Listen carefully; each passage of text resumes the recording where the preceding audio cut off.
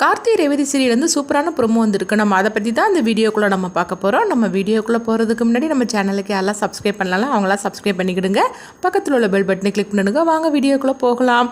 கார்த்திகிட்ட ரேவதி பார்த்தோம்னா ரொமான்ஸோட பேசிகிட்டு இருக்கிறாங்க. அப்போ கார்த்தி சொல்கிறாங்க, இங்கே பாரு பாட்டி வீட்டுக்கு வந்திருக்கிறோம், அதனால இந்த மாதிரிலாம் பேசிகிட்டு இருக்காது அப்படின்னு சொல்லிட்டு இருக்கும் போதே திடீர்னு பார்க்கும்போது ரோஹிணி வாமிட் பண்ண ஆரம்பிச்சிருந்தாங்க.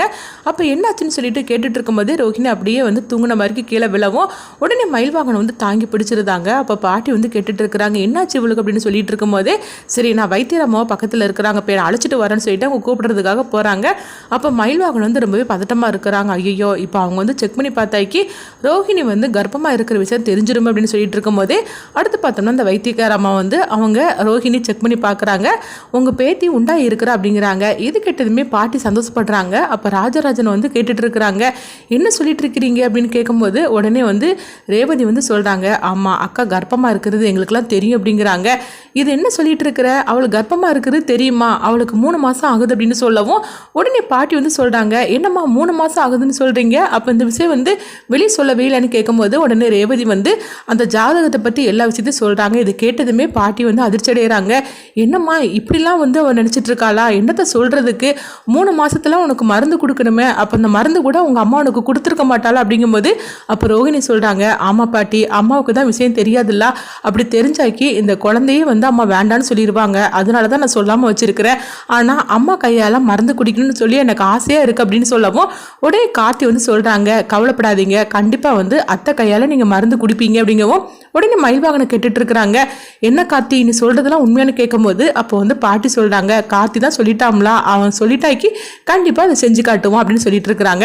அடுத்து இங்கே பார்த்தோம்னா சந்திரகலாவை தான் காட்டுறாங்க. சந்திரகலாட்ட இந்த மாதிரியே காளியம்மாள் ஒரு விஷயத்த சொல்லி அனுப்பவும் அதை கேட்டதுமே சந்திரகலா ஒரு பக்கம் சந்தோஷப்பட்டு இருக்கிறாங்க. அப்போ 2 பேர் வரவும் உடனே அவங்ககிட்ட காளியம்மாள் சொல்கிறாங்க, இந்த பத்திரத்தில் இந்த மாதிரிக்கு கையெழுத்து போட்டு நீங்கள் வாங்கிட்டு வரணும், அதுக்கு முன்னாடி நான் சொல்கிற மாதிரிக்கே நீங்கள் சாமுண்டி ஸ்ரீகிட்ட போய் நீங்கள் சொல்லுங்க அப்படிங்கவும் உடனே சரி அப்படிங்கிறாங்க. ஆனால் முக்கியமான கண்டிஷன் அந்த கார்த்தி வீட்டில் இருக்கக்கூடாது, ஆனால் இப்போ வீட்டில் இல்லைங்கிற விஷயம் தெரிஞ்சுதான் அவங்க 2 பேரையும் அனுப்புகிறேன் அப்படிங்கவும் அது மட்டும் இல்லை உங்கள் உண்மையான பேரையும் நீங்கள் சாமுண்டி ஸ்ரீகிட்ட சொல்லிடக்கூடாது, உங்கள் டூப்ளிகேட் பேரை தான் சொல்லணும் அப்படின்னு சொல்லவும் சரி மேடம் நாங்கள் பார்த்துக்கிடுது அப்படிங்கிறாங்க. அடுத்து பார்த்தோம்னா சந்திரகலா அவங்களுக்காக வெயிட் பண்ணிட்டு இருக்கவும் அவங்களும் மாறாங்க.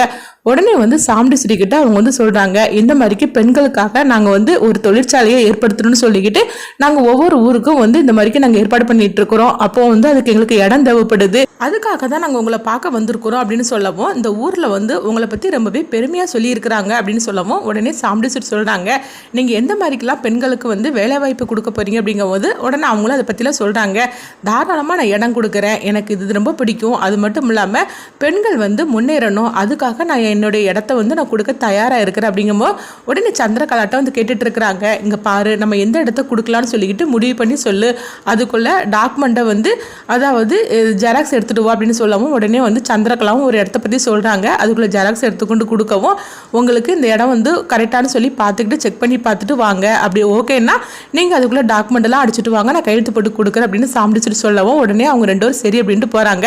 அடுத்து பார்த்தோம்னா காளிமாள்கிட்ட கொண்டு அவங்க சொல்கிறாங்க, மேடம் நம்ம சொன்ன மாதிரிக்கு அவங்க சரின்னு சொல்லிட்டாங்க அப்படிங்கவும் இது கிட்டதுமே காளியம்மாள் ரொம்பவே சந்தோஷப்படுறாங்க. அடுத்து பார்த்தோம்னா அவங்க டாக்குமெண்ட் ரெடி பண்ணுறாங்க. அப்போ அந்த ஒரு இடம்னு சொல்லிக்கிட்டு அவங்களே ஒரு பெண்ணை வச்சு எழுதுறாங்க, இதில் நான் அந்த மாதிரிக்கு நான் எழுதியிருக்கிறேன், இதில் கையெழுத்து வாங்கிட்டு வாங்க அப்படிங்கவும் உடனே சிவவேலும் சிவனாண்டி கேட்டுட்டு இருக்கிறாங்க, என்ன சித்தி நம்ம அந்த வீடை தானே நம்ம அபகரிக்கணும்னு சொல்லியிருக்கிறோம், ஆனால் நீங்கள் என்னன்னா ஏதோ ஒரு இடத்த எழுதி வச்சிருக்கிறீங்களா அப்படிங்கும்போது என்ன இப்படி பேசிட்டு இருக்கிறீங்க, அவங்ககிட்ட போய் வீடை தானே சொல்லி கேட்டால் வீடை தந்துடுவாளா என்ன, அதுக்காக இந்த மாதிரிக்கு ஒரு இடத்த எழுதி வச்சிருக்கிறேன், அதுவும் இந்த மேஜிக் பெண்ணில் அப்படிங்கிறாங்க. என்னது மேஜிக் பென் அப்படின்னு கேட்கும்போது ஆமாம் இந்த பெண்ணில் எழுதுனது கொஞ்ச நேரத்துக்கு தான் அதில் இருக்கும், அதுக்கப்புறமா அது எல்லாமே அழிஞ்சிரும், ஆனால் இது உண்மைன்னு சொல்லிக்கிட்டு அவள் ஒரிஜினல் பெண்ணை வச்சு தான் கையெழுத்து போட்டு கொடுப்பா அப்படிங்கவும் அதுக்கப்புறமா நம்ம இஷ்டப்படி நம்ம அதில் எழுதிக்கிடலாம் அப்படிங்கவும் இது கிட்டதுமே முத்துவேலும் சிவனாண்டியும் ரொம்பவே சந்தோஷப்பட்டு இருக்கிறாங்க. அடுத்து பார்த்தோம்னா இதில் எல்லா திட்டமும் அவங்க சந்திரகலாவுக்கு தெரியும், அதனால கார்த்தி வர்றதுக்கு முன்னாடி கையெழுத்து வாங்கிடணும் அப்படின்னு சொல்லிக்கிட்டு அவங்க சந்திரகலா அவளோட எதிர்பார்த்துட்டு இருக்கவும் அதே மாதிரிக்கு அவங்க 2 பேரும் அங்கே வந்துருந்தாங்க. வந்ததுமே சந்திரகலா வந்து எல்லாம் ஓகே தானான்னு சொல்லி கேட்கும்போது அவங்களும் ஆமான்னு தலையை சேர்க்கிறாங்க. அடுத்து சாமுண்டீஸ்வரியை கூப்பிடவும் உடனே சாமுண்டீஸ்வரி வராங்க. அக்கா அங்கே பாரு, அவங்க டாக்குமெண்ட்லாம் அடித்து எடுத்துகிட்டு வந்துட்டாங்க, இதில் நீ கையெழுத்து மட்டும் போட்டு கொடுத்தா போகிற அப்படின்னு சொல்லவும் உடனே சாமுண்டீஸ்வரியும் வந்து அதை படித்து பார்த்துட்டு இருக்கிறாங்க. இங்கே பார்த்தோம்னா கார்த்தி வந்து பாட்டிக்கிட்ட சொல்கிறாங்க, சரி பாட்டி நான் வந்து ரொம்ப நேரம் ஆகிப்போச்சுது, நான் வந்து வீட்டுக்கு கிளம்புறேன் அப்படின்னு சொல்லவும் சரிதான்ப்பா அப்படிங்கிறாங்க. அடுத்து பார்த்தோம்னா கார்த்தி வந்து கிளம்புறாங்க.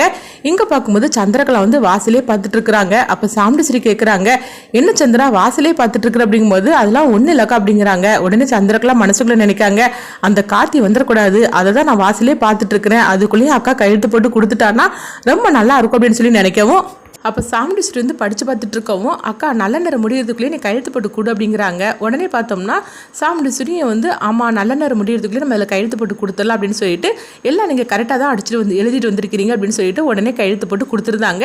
இதை கொஞ்சமாக எதிர்பார்க்காத சந்திரகலா ரொம்பவே சந்தோஷப்பட ஆரம்பிச்சிருந்தாங்க. எப்படியோ இந்த வீடு நம்மளுக்கு சொந்தமாகி போச்சுது, அவ்வளோதான் அப்படின்னு சொல்லிட்டு சந்தோஷப்பட்டு இருக்கவும் அடுத்து பார்த்தோம்னா அந்த டாக்குமெண்ட் அந்த 2 பேரும் வாங்கிட்டு போயிட்டு நேராக காளிமால்கிட்ட கொண்டு கொடுக்கவும் உடனே வந்து காளிமால் வந்து ரொம்ப சந்தோஷப்பட ஆரம்பிச்சிருந்தாங்க. சிவனாண்டி இனிமேல் இந்த வீடு உனக்கு தாண்டா அப்படின்னு சொல்லவும் உடனே சிவனாண்டி வந்து ரொம்பவே சந்தோஷப்பட்டு இருக்கிறாங்க. சித்தி நீங்கள் மட்டும் இந்த மாதிரிலாம் யோசனை பண்ணி செய்யலன்னு வச்சுக்கிடுங்களேன், கண்டிப்பாக வந்து எனக்கு இது கிடைச்சிருக்காது, இந்த வீடு இப்போ எங்களுக்கு சொந்தமாகி போச்சுது அப்படிங்கவும் ஆமாம் அவள் நடுத்தருவில் வரணும், அதுதான் எனக்கு வேணும், நம்மளை எப்படிலாம் அசிங்கப்படுத்தினாங்க அவங்கள வேறு இந்த டாக்குமெண்ட்டை வச்சு நான் என்னெல்லாம் பண்ணுறேன் பார் அப்படின்னு சொல்லிட்டு இருக்கவும் அடுத்து பார்த்தோம்னா அந்த டாக்குமெண்ட்டில் எழுதுனது எல்லாமே கொஞ்சம் கொஞ்சமாக மறைய ஆரம்பிச்சிருது. பாருங்க டாக்குமெண்ட்டில் எழுதுனது எல்லாம் மறைய ஆரம்பிச்சிருது, அவள் போட்ட கையெழுத்து மட்டும் தான் இருக்குது அப்படின்னு பார்க்க சொல்லவும் உடனே வந்து சிவனாண்டியும் முத்துவேலும் பார்த்து ரொம்ப சந்தோஷப்பட்டு இருக்கிறாங்க. அடுத்து பார்த்தோம்னா டாக்குமெண்ட்ல எழுதுனது எல்லாமே மறைஞ்சு போயிருது. இதில் நான் சொன்ன மாதிரிக்கே டைப் அடிச்சு கொடுங்க அப்படின்னு சொல்லவும் உடனே வந்து அந்த வீடு வந்து சிவனாண்டிக்கும் சந்திரகலாவுக்கு தான் வந்து சொந்தம் அப்படின்னு சொல்லிக்கிட்டு அதில் வந்து எழுத சொல்லிதாங்க. அவங்களும் வந்து டைப் அடிச்சு கொடுக்குறாங்க. டைப் அடிச்சு கொடுத்ததுமே பாருடா மகனே இந்த வீடு வந்து உனக்கு சொந்தமாகி போச்சு அப்படின்னு சொல்லவும் இது கெட்டதுமே உடனே வந்து சிவனாண்டி ரொம்ப சந்தோஷப்பட்டு இருக்கிறாங்க. இப்போ முத்துவேல் சொல்றாங்க, களிமா இதை நான் கொஞ்சம் கூட எதிர்பார்க்கவே இல்லை, அந்த சாமுண்டீஸ்வரியும் கார்த்தியும் எவ்வளோ ஜகஜால கில்லாடிங்க தெரியுமா, ஆனால் அவங்கக்கிட்டே இருந்து இந்த மாதிரிக்கு வந்து அபகரிச்சிட்டிக்கே, உண்மையிலே நீ தான் ஜகஜால கில்லாடி அப்படின்னு சொல்லவும் இங்கே பாருங்க இன்னும் தான் இருக்குது, என்னுடைய ஆட்டை இப்போ தானே ஆரம்பிச்சிருக்குது, இப்போ தானே அவகிட்ட இருந்து வீட்டை அபகரிச்சிருக்கிறேன், இன்னும் அவகிட்ட இருக்கிற ஒவ்வொரு சொத்தையும் நான் எப்படிலாம் நான் அபகரிக்கிறேன் பாருங்க, அபகரித்து அவளை இந்த நடு ரோட்டில் நிற்க வைக்கலன்னா நான் காளியம்மாளே கிடையாது அப்படிங்கிறாங்க.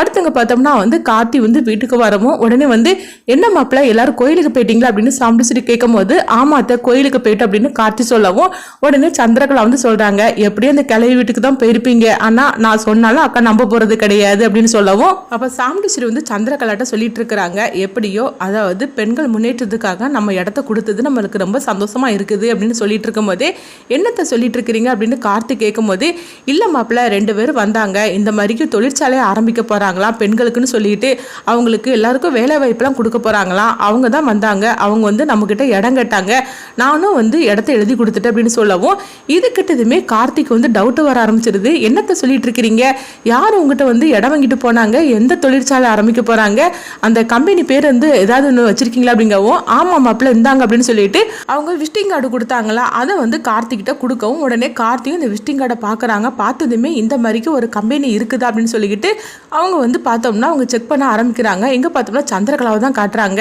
எங்கே பாரு இன்னுமே நீ கண்டுபிடிச்சி சொன்னாலும் எந்த பிரயோஜனமும் கிடையாது, அதுதான் டாக்குமெண்ட்ல சைன் வாங்கிட்டு போயாச்சுதுல, இந்த வீடு எனக்கும் என் புருஷனுக்கும் சொந்தமாகி போச்சுது, இன்னுமேல ஒன்னால வந்து எதுவுமே செய்ய முடியாது, உன்னால முடிஞ்சதை நீ பார்த்துக்கோ அப்படின்னு சந்திரகலா வந்து மனசுக்குள்ளே நினைக்கவும் அப்போ கார்த்திக் வந்து சந்தேகம் வந்துருச்சுது. உடனே இந்த மாதிரிக்கு அதாவது விசிட்டிங் கார்டில் இருக்கிற மாதிரிக்கு ஒரு பேர் தொழிற்சாலை இருக்குதான்னு சொல்லிட்டு அவங்க கண்டுபிடிக்கிறாங்க. அடுத்து என்ன நடக்குது